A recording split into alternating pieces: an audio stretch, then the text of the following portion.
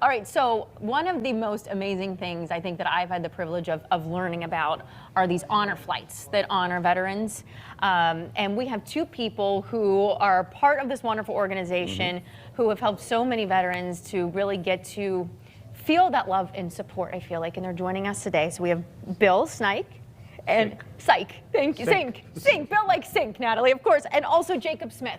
Thank you both for being here today. Honor to have you guys here. The honor flight, we've done stories with Fox 8 about this.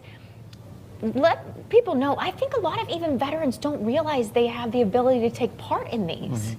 Yeah, so Honor Flight Cleveland's been around since 2009, and we have flown thousands upon thousands of veterans from the Cleveland area to Washington, D.C. to see their memorials. And there's actually a mental health component to this, believe it or not. And we have found that veterans that never talked about their service before start to talk about their service. Wow. And it's almost, and we've had, believe it or not, almost as much appreciation from the families of the veterans that have gone, simply because we hear things like, oh, Dad is actually starting to talk about this, and they get to learn about who their dad is and why he acts the way he does in a lot of cases.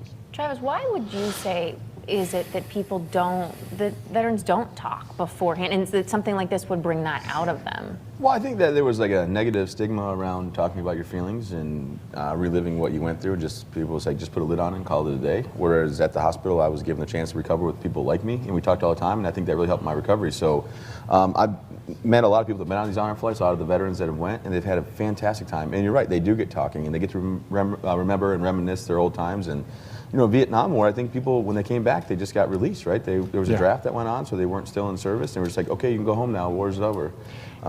So I think that trips like this really help people come out of their shell and talk about what they went through. And be proud of it, because Vietnam veterans weren't allowed to really They be weren't, right? I mean, they were spat on. Yeah. I mean, they weren't recognized in the way that they could have been. We had a Vietnam veteran who was supposed to be with us today, and unfortunately couldn't be here, but took part in the honor flight. And his daughter told me that absolutely changed his life.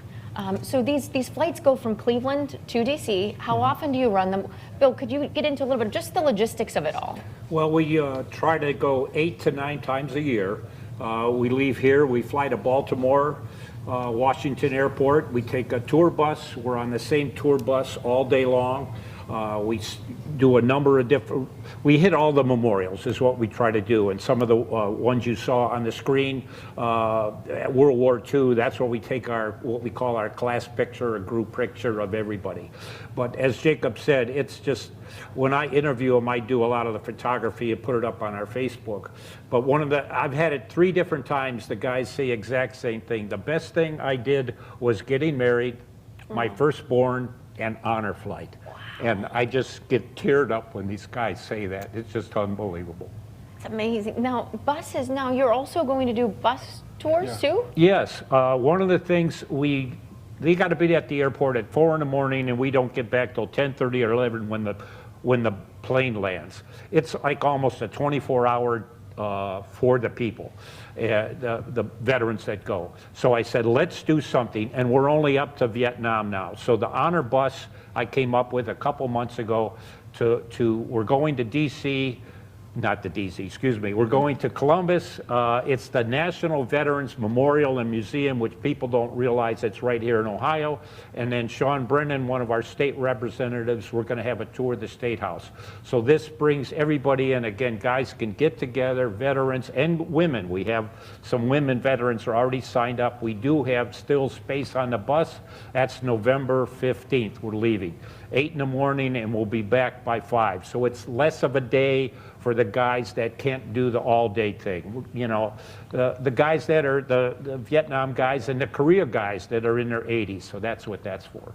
Well, we have to get going, but I just want to say again, if you want, you can always go to honorflightcleveland.org. And then sign up under events for the bus tour. Okay, and again, to our Vietnam veterans specifically, we have one sitting right in the front row as well. Thank you for your service. Thank you for what you've done. And welcome home. And welcome home. And we'll be back with more New Day after this.